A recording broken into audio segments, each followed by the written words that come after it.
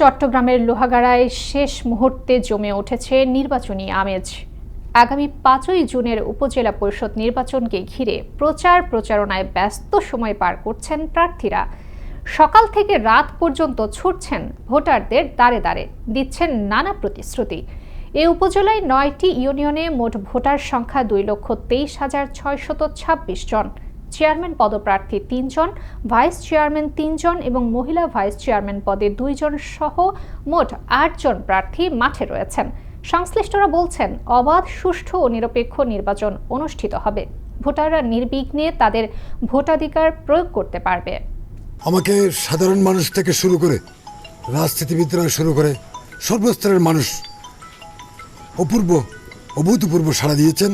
সরকারের যে একটা চ্যালেঞ্জ এই সুষ্ঠু নির্বাচনের, সেই চ্যালেঞ্জকে বাস্তবায়ন করার জন্য আমরা নারী পুরুষ নির্বিশেষে সবাই ভোট কেন্দ্রে আমরা যাব। পরিচালনাকালে কোথাও আমি বাধার সম্মুখীন হইনি এবং প্রশাসন সর্বতভাবে আমাকে সহায়তা করছে। অবাধ, সুষ্ঠু, নিরপেক্ষ নির্বাচন অনুষ্ঠিত হবে।